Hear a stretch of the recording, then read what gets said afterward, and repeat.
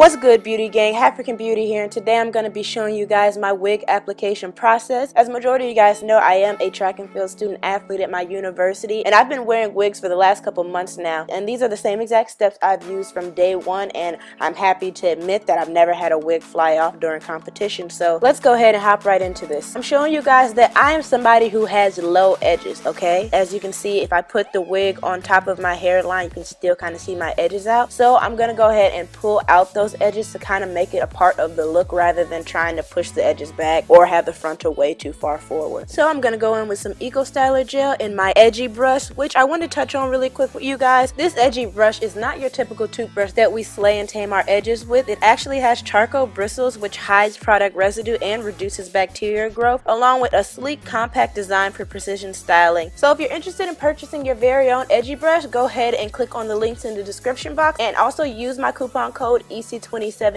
to get $1 off your purchase. Now back to our regular scheduled program. Here I'm just tying up my edges and letting them sit for a good 5 to 10 minutes so they will set. And then when I remove them, you'll see that they are laid, okay? And now I'm going to go ahead and work on pulling that stocking wig cap that you see underneath my actual wig as far forward to my edges as I possibly can, because the goal is to have as little amount of visible hair as possible. So now I'm going to pull the wig cap forward and pull down the sides of the wig while clipping away the rest of the hair, because I don't want to get that all mixed up in the application process. Then one more time, I'm going to pull down that stocking cap as close to my edge as possible. That is very key, you guys. And I'm going to just pull the wig forward to see exactly how I want the wig to sit on my head when it's time to apply the gel. So yeah, making sure one more time everything is in place. Then I'm going to fold back that frontal flap and use the Got To Be Glued gel and apply it with a Q-tip right along my edges, as you can see here.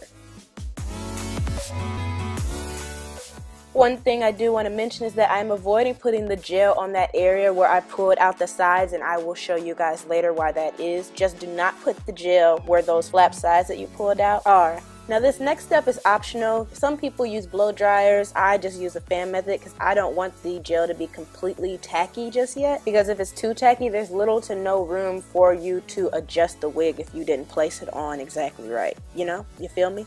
So here I am placing the wig on, and I'm doing it very gently, and it's important for you to have a rat tail tooth comb or even a pick.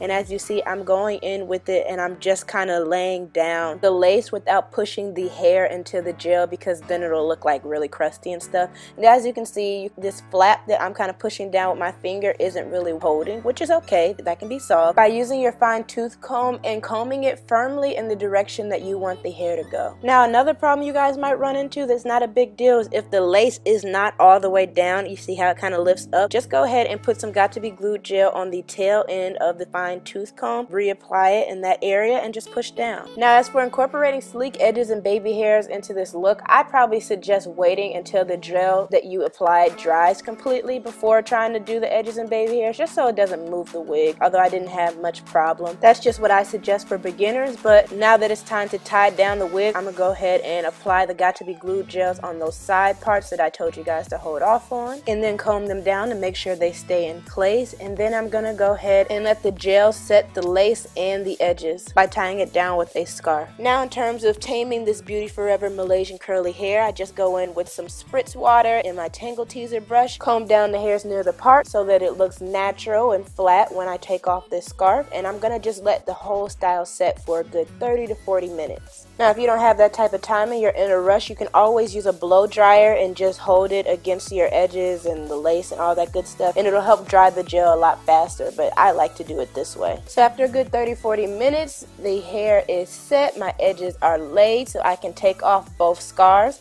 And you guys, be prepared for greatness, okay?